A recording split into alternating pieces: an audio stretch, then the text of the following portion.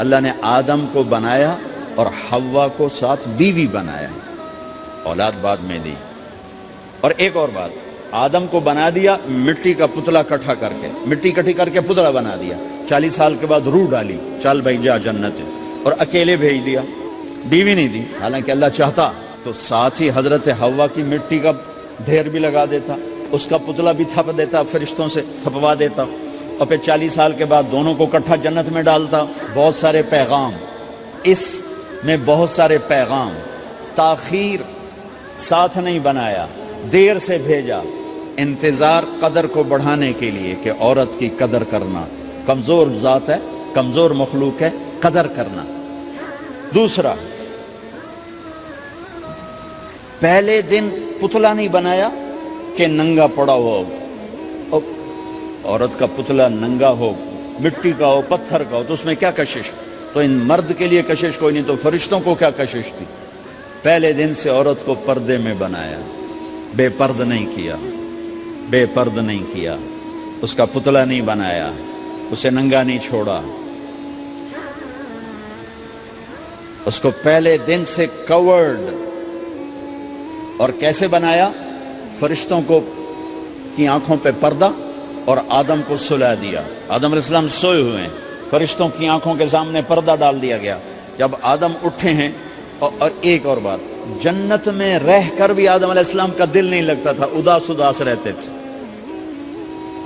اماں آئی تو بابے دا دل لگا، تو اداس رہتے تھے جنت میں۔ جب آنکھ کھلی تو اپنے لیفٹ سائیڈ پہ ایک خاتون، سر سے لے کر پاؤں تک لباس میں۔ آپ نے سنا ہے نا، یوسف علیہ السلام دنیا میں سب سے خوبصورت ہستی پیدا کیے گئے، یہ مردوں میں، عورتوں میں سب سے خوبصورت حضرت حوا کو پیدا کیا گیا۔ کون ہے؟ کہتے ہیں اللہ کی آدم تیری بیگم، کون ہے تیری بیگم؟ نکاح پڑھایا، پھینکا آدم مہر ادا کرو۔ تو انہوں نے پوچھا کیا مہر دوں؟ تو وہاں تو سونا چاندی ڈھیر لگے پڑے تھے۔ اللہ تعالیٰ کہتے دا من سونا چاہ کے دے دے۔ میرے اللہ نے کہا تیری نسل میں میرا آخری حبیب آنے والا ہے، اس پہ ایک دفعہ درود پڑھ دے، یہ مہر ہے۔ سیدھے ہاتھ میں برکت ہے، پیدا کیا الٹی طرف سے۔ الٹی طرف سے کیوں پیدا کیا ہے؟ کہ الٹی طرف دل ہے، اور دل کے نیچے جو پسلی ہے وہاں سے پیدا کیا۔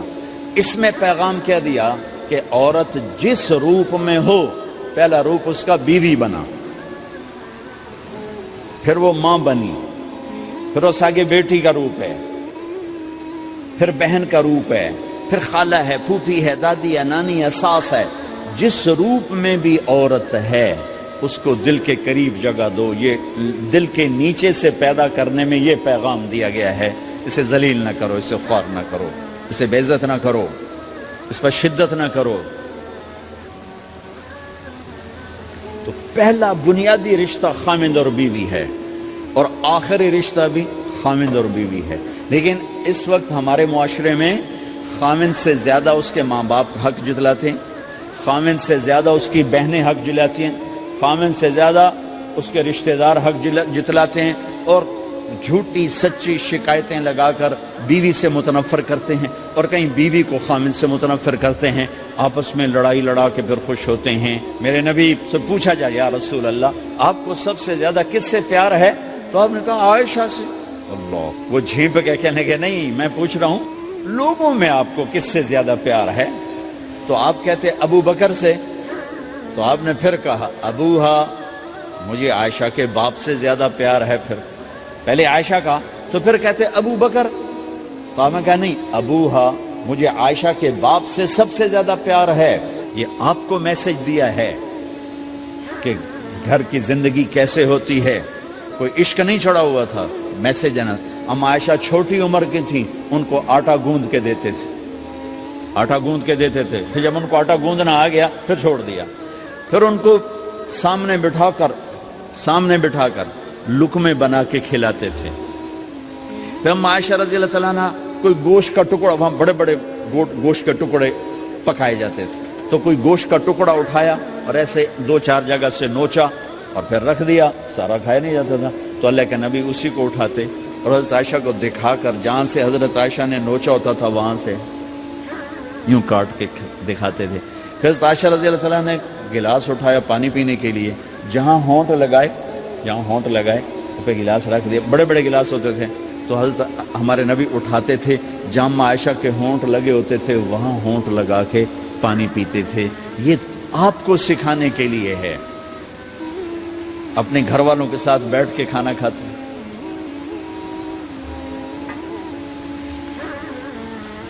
یہ میرے نبی کی معاشرت ہے, یہ میرے نبی کی زندگی. گھر میں جھاڑو دیتے, اپنے کپڑے خود دھوتے, کوئی چیزیں بکھری پڑی ہوتی تو بیوی کو نہیں ڈانٹتے, خود اٹھ کے سیٹ کر کے رکھ دیتے. گھر والوں کے ساتھ مل کر برتن دھوتے, صفائی کرتے, گھر والوں کے ساتھ مل کر. یہ میرے نبی کی ایک خوبصورت زندگی ہے. بھائیوں بہنوں, ہم بھلا چکے ہیں. بیوی کے لیے خامد کو سب سے بڑا حقدار. بعض لڑکیاں ایسی نادانی کرتی ہیں کہ شادی کے بعد بھی اپنے ماں باپ کی آنکھ کو دیکھ کے چلتی ہیں. شادی کے بعد سب سے بڑا حق خامد کا ہے. شادی کے بعد سب سے بڑا حق خامد کا ہے. ماں باپ پیچھے چلے جاتے ہیں, بہن بھائی پیچھے چلے جاتے ہیں. لیکن یہ نادانیاں بھی دیکھنے کو ملتی ہیں کہ شادی کے بعد بھی ماں باپ اپنی بچی کو اپنے قابو میں رکھنے کی ترتیبیں سوچتے ہیں تو وہ بھی اپنی بچی کا گھر برباد کر دیتے ہیں. میرے نبی سے پوچھا گیا, یا رسول اللہ عورت پر سب سے زیادہ کس کا حق ہے؟ تو آپ نے فرمایا اس کے خامد. ایک خاتون ہے, یا رسول اللہ میری شادی ہو رہی ہے تو میرے اوپر میرے خامد کا کیا حق ہے؟ تو آپ نے ارشاد فرمایا, تیرے خامد کے جسم پر زخم ہو, زخموں میں پیپ پڑ جائے اور تو اپنی زبان سے چاٹ کے زخم صاف کرے تو تو نے اپنے خامد کا حق ادا نہیں کیا.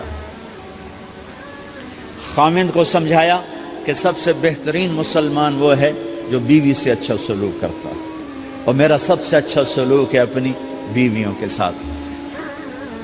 یعنی قاب قوسین او ادنا آپ کا مقام ہے. اللہ پاک کا دیدار اپنی آنکھوں سے کیا ہوا ہے, اور آپ ہمیں معاشرت سکھا رہے ہیں کہ ایک جہاد کے سفر سے واپس آ رہے ہیں, اما عائشہ ساتھ ہیں, تو آپ نے صحابہ سے کہا بھئی آگے چلے جاؤ. سارے آگے چلے گئے. جب سارے نظروں سے غائب ہو گئے تو آپ نے کہا, عائشہ دوڑ لگاؤ گی میرے ساتھ؟ عائشہ نے نہیں کہا, میرے نبی نے کہا دوڑ لگاؤ گی. آج کل کا کوئی علامہ بھی یہ نہیں کرے گا. عائشہ دوڑ لگاؤ گی میرے ساتھ؟ کہا جی لگاؤں گی. تو دوڑ لگائی. تو عائشہ فرماتی ہے میں آگے نکل گئی, اللہ کے نبی پیچھے رہ گئے. چاہے آپ جان بوجھ کے آستہ ہوئے ہوں ان کی دل جوئی کے لیے. کچھ سال گزر گئے, پھر جہاد کے سفر سے واپسی ہو رہی ہے تو آپ نے صحابہ سے کہا بھائی آگے چلے جاؤ. وہ سارے آگے چلے گئے, غائب ہو گئے. عائشہ دوڑ لگائیں؟ کہا جی لگائیں. تو فرمایا کہ ان دنوں میں ذرا موٹی ہو گئی تھی, جب دوڑ لگائی تو اللہ کے نبی آگے نکل گئے. تو پھر آپ نے کہا عائشہ ہذہ بتلک, عائشہ اب تیرا میرا حساب برابر ہو گیا. اس دفعہ تو آگے نکل گئی, آج میں آگے نکل گیا. یہ میرے نبی کی معاشرت ہے کہ بھری محفل میں کہہ رہے ہیں مجھے عائشہ سے سب سے زیادہ پیار ہے. اور عرب میں عیب تھا, جیسے ہمارے ہاں بھی عیب ہے کہ کوئی بھری محفل میں کہ مجھے بیوی سے سب سے زیادہ پیار. کہ تیری ماں کتنے گئی؟ بھائی ماں کا اور خانہ ہے, بیوی کا اور خانہ ہے. ماں کی اور جگہ ہے, بیوی کی اور جگہ ہے. تو میں آپ سب سے کہتا ہوں ماں باپ کی وجہ سے بیویوں پہ زیادتی نہ کرو, بیوی کی وجہ سے ماں باپ پہ زیادتی نہ کرو. بڑے ہو تو بڑے بنو. ہمارے نبی تو آپ سسر بھی ہیں نا, آپ نے 4 بیٹیوں کی شادیاں, 2 تو ایک ہی کو دے دی, عثمان کو, رقیہ اور ام کلثوم رضی اللہ تعالیٰ عنہما حضرت عثمان کے نکاح میں, ابو العاص رضی اللہ تعالیٰ عنہ کو زینب, اور سب سے پیاری محبوب بیٹی حضرت علی رضی اللہ تعالیٰ عنہ. باقی 3 نکاح بڑے سادہ کیے. حضرت فاطمہ کا نکاح بڑے دھوم دھام سے کیا. ان کا رشتہ لے کر صدیق آئے, یا رسول اللہ میں خواہش مند ہوں, آپ چپ رہے. پھر حضرت عمر بعد میں گئے, یا رسول اللہ میں خواہش مند ہوں, آپ چپ رہے. تو عبد الرحمن بن عوف رضی اللہ تعالیٰ نے حضرت علی سے کہا علی تو جا, تجھے دے دیں گے. وہ کہنے لگے میں تو بہت غریب ہوں, مجھے کہاں دیں گے. حضرت علی کا ذاتی گھر بھی نہیں تھا, کسی سے ایک کوٹھا مانگ کے اس میں رہ رہے تھے مدینہ میں. کہا نہیں تو جا جا. تو یہ مسجد میں پہنچے, اللہ کے نبی کو دیکھا تو ایسا روب طاری ہوا کہ بولے ہی کچھ نہیں. اللہ کے نبی کو تو پتا ہے کہ کیا ہے اور کس لیے ہے. تو آپ نے کہا علی کیسے آئے؟ چپ. کہا لگتا ہے فاطمہ کے رشتے کے لیے آئے ہو. جی ہاں. تو آپ نے کہا انشاءاللہ. اتنا کہا انشاءاللہ, اور چپ ہو گئے. تو حضرت علی چپ کر کے اٹھ کے باہر آ گئے. صحابہ باہر کھڑے ہوئے تھے. تو کہنے لگے یار دیکھا نا, میں تمہیں پہلے ہی کہتا تھا مجھے نہ بھیجو, انکار ہو گیا, بولے ہی کچھ نہیں. تو حضرت عبد الرحمن بن عوف کہنے لگے جنہوں نے بھیجا تھا وہ کچھ تو کہا ہوگا, کہ بس انشاءاللہ کہا. کہا تو اللہ کے بندے ہاں ہو گئی, نبی کی انشاءاللہ ہاں ہوتی ہے, یہ ہاں کیوں نہیں کی؟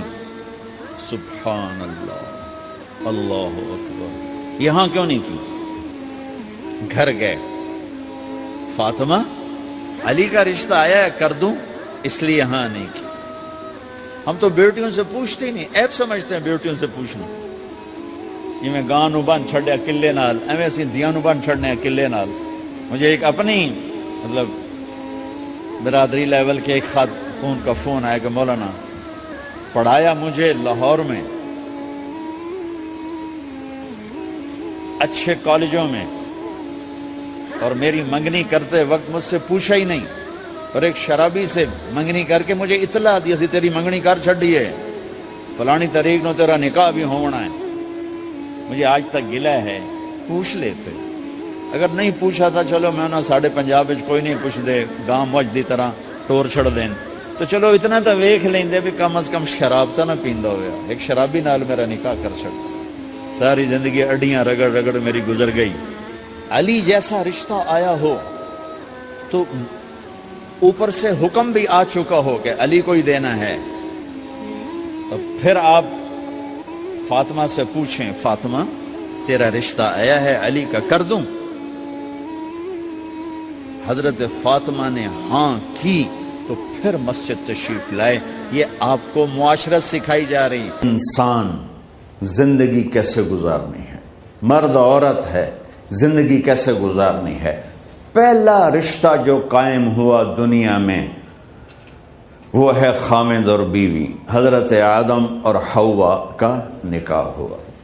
اللہ تعالیٰ نے عورت کو کمزور بنایا تو پہلے دن سے اس کو عزت اور احترام دیا تاکہ ساری زندگی اس کمزوری سے ناجائز فائدہ نہ اٹھایا جائے بلکہ اس کو عزت دی جائے.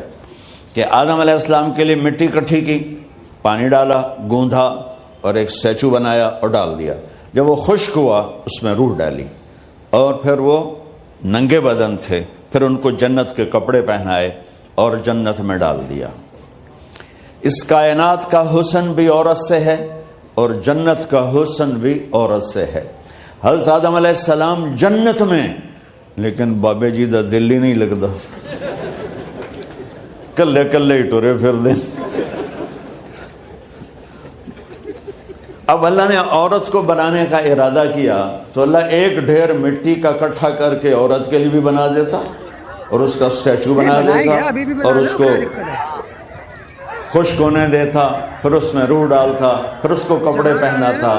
آپ حیران ہوں گے سبحان اللہ, اللہ نے ایسا نہیں کیا. آدم علیہ السلام سوئے, آنکھ کھلی تو دیکھا ایک خوبصورت حسین عورت. یہ بات اکثر لوگوں کو معلوم ہوگی کہ یوسف علیہ السلام دنیا کے حسین ترین انسان تھے, اور یہ بات شاید کسی کو معلوم نہیں ہوگی کہ دنیا کی سب سے حسین خوبصورت عورت حضرت حوا ہے. حوا جن پر بڑھاپا آیا ہی نہیں, 1000 سال کے قریب زندگی گزاری, بڑھاپا نہیں آیا. حضرت آدم اور حوا قریب قریب عمر تھی. حضرت آدم کی عمر تو کتابوں میں مل جاتی ہے 1000 برس, لیکن حضرت حوا کی عمر کتنی تھی یہ کہیں پڑھنے کو ملا نہیں. اس لیے میں اندازہ کرتا ہوں کہ قریب قریب ہوگی, بڑھاپا نہیں آیا, بیماری نہیں آئی. کیا ہوا؟ اور حضرت حوا کو مینسز بھی نہیں آتے تھے. یہ عجیب بات آپ کو, اللہ نے اتنا جنت کا ان کے اندر نمونہ رکھا. تو جب حضرت آدم کی آنکھ کھولی تو دیکھا ایک حسن کا پیکر، انہوں نے تو جنت ہی بھول گئی. کہنے لگے یا اللہ ہن دل ٹھریا جا کے یا اللہ کون ہے؟ کہ تیری بیگم. کہ واہ جی واہ، موجاں موجاں. تو اللہ تعالیٰ نے نکاح پڑھایا. سبحان اللہ، اپنے نبی کی شان دوبارہ سنو. تو اللہ نے کہا آدم اپنی بیگم کا مہر ادا کرو. تو وہ پوچھنے لگے کیا مہر ہے؟ دیکھو ایک بات سنو، مہر کسی کی بیٹی کی قیمت نہیں ہوتی. $1 ہو یا $1 ٹریلین ہو، بیٹی کی کوئی قیمت نہیں ہوتی. یہ ایک نشان ہے کہ اس بچی پر اب یہ جو خامند ہے وہ موت تک خرچہ اس کے ذمہ ہے، بیوی کے ذمہ خرچہ نہیں ہے.